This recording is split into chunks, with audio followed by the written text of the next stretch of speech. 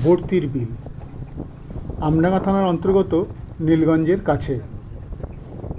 নীলগঞ্জ থেকে বেড়াবেড়ি মোড় হয়ে বেড়াবেড়ি বাজার, বাজার থেকে বাঁ দিকে অনেকটা গিয়ে বাড়ি জমি পার হয়ে এই বিলের অংশ শুরু। এই বিলটি মূলত বর্ষা শরৎ অর্থাৎ সেপ্টেম্বর অক্টোবর মাসে জলপূর্ণ থাকে। শুধু চারিদিকে জল আর জল, শীতকালে অবশ্য শুকনো থাকে। বর্ষার পর আকাশের মনোরম দৃশ্য, রোদ বৃষ্টিতে ভেজা প্রকৃতি খুবই মনোরম লাগে। গ্রামের পরিবেশ উপভোগ করা যায়, নৌকোয় করে বেড়ানো যায়। এখন ওই শীতকালেও বেড়ানো যায়, তবে বর্ষাকালে অন্য রকম। বর্তির বিল হলো একটা উন্মুক্ত জলাভূমি।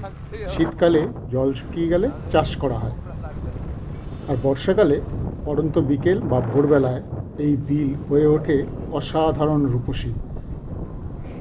অবশ্য সারাদিনই এই রূপের পরিবর্তন হতে থাকে।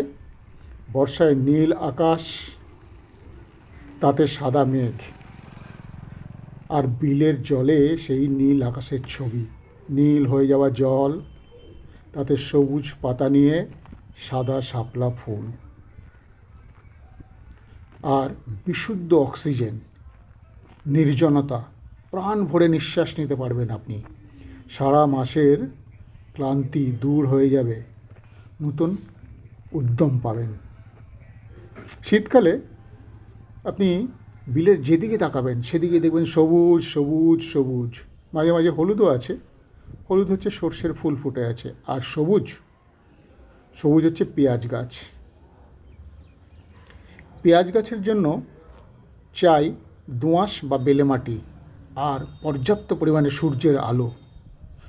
জল গোড়ায় জমলে চলবে না, জল জমলে পেঁয়াজের কন্দ নষ্ট হয়ে যাবে। আর এই বিল বর্ষা শেষে মাটি শুকিয়ে পেঁয়াজ গাছের চাষের জন্য উপযুক্ত। দুদিকে সবুজ হয়ে রয়েছে, আপনি যখন খুশি আসতে পারেন, সেটা বর্ষাই হোক আর শীতই হোক। আপনি অন্য রকম মজা পাবেন, কেননা মাঠের আপনি যখন প্রবেশ করবেন কিংবা বেরিয়ে আসবেন, দেখবেন বিস্তীর্ণ এলাকা সবুজ কিংবা জল, আর তার মাঝখান দিয়ে রাস্তা চলে গিয়েছে দূর থেকে দূরে। কেননা সারাদিন শহর, বাড়িঘর, কাঠ, সিমেন্ট দেখে আপনার চোখ জুড়িয়ে যাবে এই ধরনের সবুজ সবুজ দেখে। বর্তির বিল এবং বেড়াবেড়ি গ্রাম।